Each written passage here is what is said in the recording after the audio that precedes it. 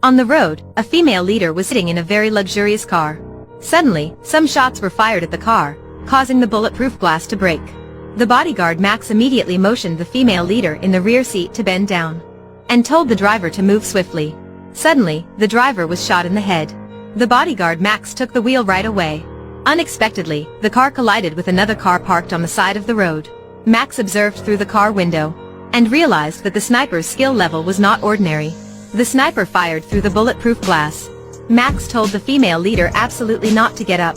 Although bullets could penetrate car glasses, they couldn't pass through the car's bulletproof steel plate. Then they contacted the headquarters for support. Simultaneously, Max observed the bodyguard car behind them in the mirror, to inform them that they were waiting for help. Then he told the female leader that the aid team would arrive within 2 minutes in order to soothe her panic. At this time, the sniper was still firing repeatedly at the car. This increased the fear and insecurity of female leader. A person who had never been to a battlefield saw this scenario would become terrified. Max kept calming her down by telling her to hide in the bulletproof steel plate of the car, and she would be safe in this time. After then, he quickly got out of the car on the opposite side, and used his mobile phone to take a snapshot of the sniper's position, and reported to the commander that the sniper was on the Pasco building's roof. However, when he inquired when the aid team would arrive, the person on the other end of the line said it would take 2 minutes. Max became enraged.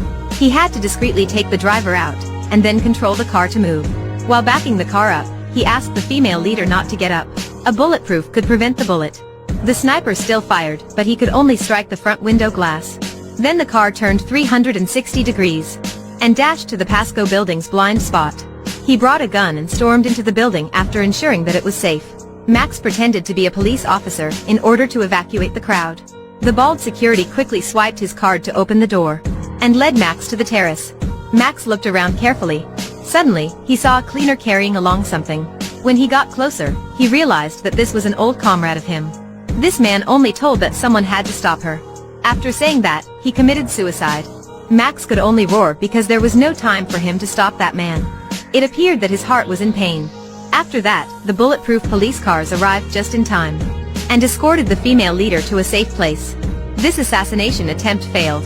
A suspicious truck carrying a bomb was speeding wildly toward a primary school. The police tracked it, and they were trying to figure out how to stop it. However, it was thrust to the roadside. Seeing the truck about to rush into the primary school, the teachers yelled and told the students to flee into the classroom to hide. At this moment, the bulletproof police car reinforcing nearby also arrived. He raised the gun and fired at the truck. The suspected driver was fatally shot on the spot. The truck quickly lost control and collided with cars parked on the side of the road. Armed and plainclothes police officers swiftly encircled the truck, but the detonator could not be found. However, when the police officers attempted to approach the truck in search of the detonator, the suspect who was still alive suddenly detonated the bomb. The heroic police officers died on the scene. They devoted their lives to safeguard the children. The female leader was stunned when she heard the news, and immediately commanded an investigation into the incident. Then she went to a university to read the keynote address. However, in the middle of the speech, the secretary had brought a briefcase, and was getting ready to enter. Max instantly stopped him at the entrance, and requested to check the briefcase. But no suspicious objects were found. When the secretary was going on the platform, a woman ran to it. The bodyguard Max felt something was wrong, and immediately rushed to the platform in an attempt to save the female leader. But it was too late. All of the injured were transferred to the hospital in a timely manner. Max was barely mildly hurt. The female leader was gravely hurt and passed away. Max was deeply remorseful about the female leader. He was about to commit suicide when he realized that this gun ran out of bullet.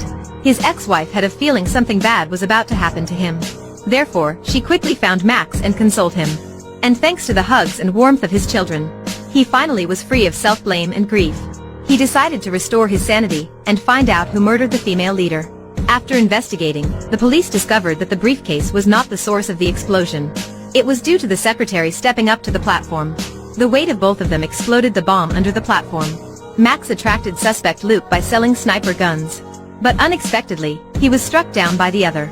This man on the street was actually a police officer. However, when he discarded the pieces of cloth that had been wrapped around him, his body was tied up with bombs. When the switch was flipped, it immediately exploded. He constantly explained to everyone that he was harmed. The police encircled him instantly and cleared the surrounding crowd. After that, the man was sent to a different location. The field commander reported the incident to Command. And Command said that he may be shot at any time. Command requested to supervise him carefully. At this time, Max's superiors dispatched the black girl to negotiate by the walkie-talkie. Max explained over the walkie-talkie to his superiors that he was knocked unconscious last night. When he awoke, he was bound with a bomb. His finger was stuck to the switch.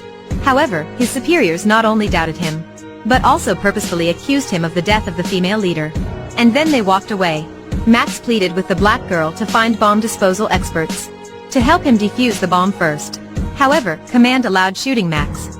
Max hopelessly explained to everyone that he was concealing evidence to investigate who was behind the killing of the female leader. These men were watching the scene through a surveillance camera, and they were also concerned that Max would discover the proof against them. After that, Max reported to the police that he placed important documents, which the female leader had hidden in the lamp in the downstairs bathroom of the apartment. After hearing that, the man instantly dispatched a blonde man to steal documents. Unexpectedly, shortly after the lampshade was opened, a significant volume of sulfuric acid erupted. The blonde man immediately got caustic by acid and caught by the police. However, when bomb disposal experts examined the bomb, they recognized that the bomb's construction was rather complex. During demolition, it could be detonated. The Minister of Terrorism chose to stop dealing with it, and commanded everyone to start leaving. Max was the only one who stayed hopelessly. When Max's wife witnessed it, she definitely ran to him. She believed that Max was not guilty. He could demonstrate his innocence. Headquarters commanded to halt the shooting. Max also led the police to his home to look for the important documents. With the remote guidance of bomb disposal experts, the detonator was successfully deactivated. Then Max took the opportunity to flee. He knew clearly that if he wanted to prove his innocence, he had to personally apprehend the perpetrator who harmed him. Max used the cover of darkness to surreptitiously spy on Luke, who kidnapped and harmed him. Obviously, he found out. It turned out that the person who had harmed him was none other than his superiors. Max ran over when he saw this scene. He knocked the security guard unconscious and grabbed the handgun and pointed it at Luke. Luke tried to resist and was shot. Thus, he held his head and knelt on the ground. Max asked Luke if he assassinated the female leader. At the same time, a woman upstairs was taking her cell phone to record what was going on at the moment. Luke replied that it was for business. In the end, both the female superior and Luke were apprehended and questioned by police. It turned out that the female superior had accepted a bribe to secretly abet terrorists in murders and terrorist activities, and planned to accuse all offense on the bodyguard Max of the female leader. It's really difficult to beware of house robbers, not only harming others but also harming oneself. In the end, the law harshly punished them.